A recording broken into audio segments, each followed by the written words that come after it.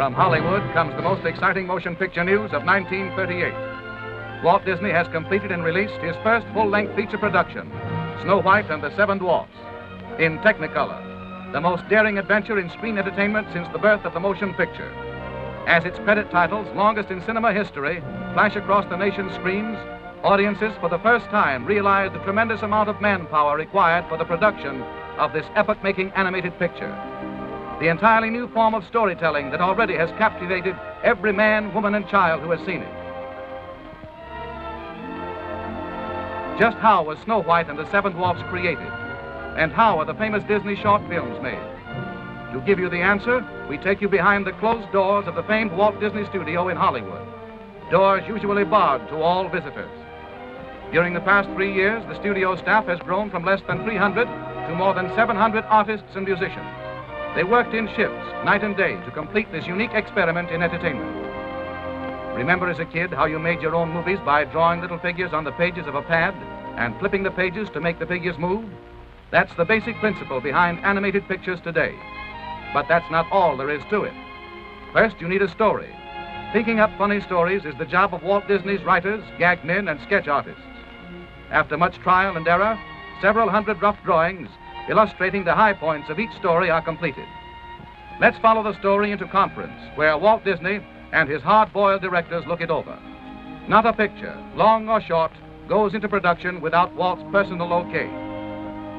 Next, a director whips the script and dialogue into final form. Then he calls in his assistants, including his musical composer, and plans the score of the picture, timing out each scene carefully. He even acts out every move of the action, so that the men who work with him can visualize what the scene will look like on the screen. Now he sets his expert animators to work, the skilled artists who draw every movement in complete detail, just as you will see it in the theater. Each animator's drawing board is lighted from below. He looks through the paper at the character he has previously outlined and draws the next movement in correct position.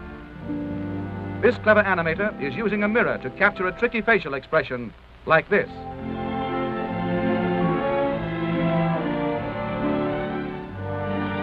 Let's move along to the test camera department.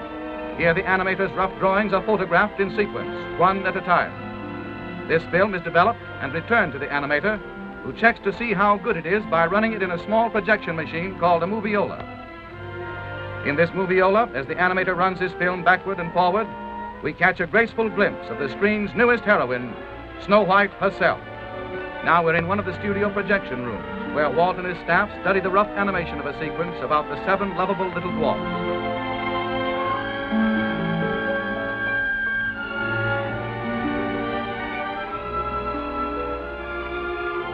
Once they are okayed, the thousands of pencil drawings go to the inking department. Here, hundreds of pretty girls, in a comfortable building all their own, well lighted, air-conditioned throughout, cover the drawings with sheets of transparent celluloids. Then they painstakingly trace every line of every drawing in ink, following exactly in every detail the original animation drawings. Now the picture moves into its final stage, color. In the studio paint laboratory, all colors used are made up from secret formulas. Expert chemists develop more than 1,500 different shades of color for Snow White and the Seven Dwarfs. The inked celluloids next go to the painting department, where more pretty girls apply the final colors on the back. Snow White and the Seven Dwarfs required 250,000 celluloids painted like this one. In another department of the big Disney studio, artists delicately paint the beautiful stage settings for the picture. These backgrounds are done in watercolor.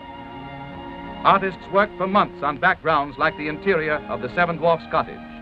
But the colossal task isn't finished even yet. The celluloids and backgrounds must still be photographed by the master camera in Technicolor. Here the operator puts a Donald Duck celluloid on top of a background as the overhead camera exposes one frame of film.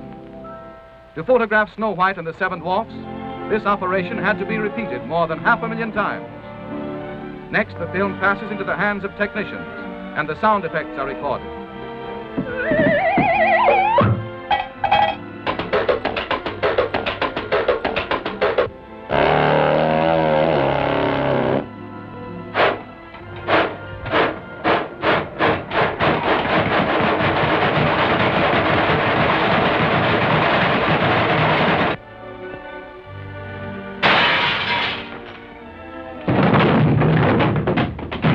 Finally, a symphony orchestra records the musical score, the hit tunes that will thrill listeners the world over.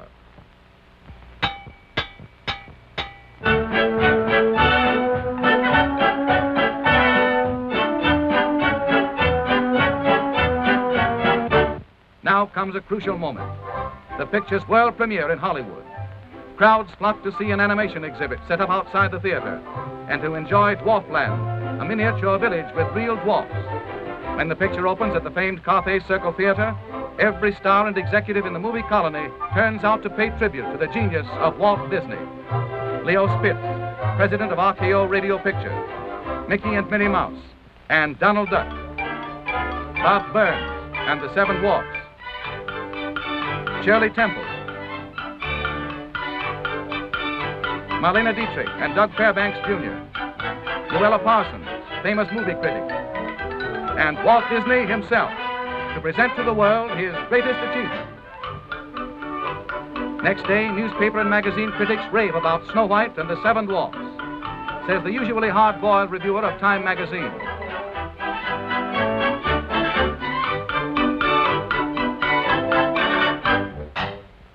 More than 3 million paintings and drawings like these were created by Walt Disney and his staff of artists to complete this entertainment triumph at a cost of more than $1.5 million.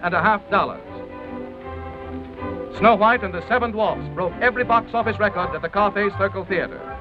Audiences universally acclaim it as something entirely new in motion pictures. They love its new and amazing characters. Snow White, warm, human. They thrill to its love story, tender and romantic.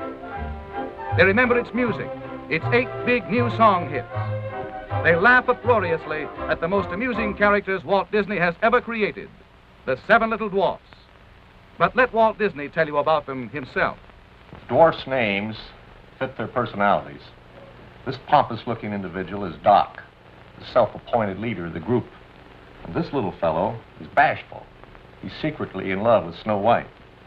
And this funny face is Sneezy. He has hay fever. And old Droopy Eyes is called Sleepy. And Happy here with the beaming smile. And old Sourpuss here is Grumpy, the woman hater. And last but not least is Dopey. He's nice, but sort of silly.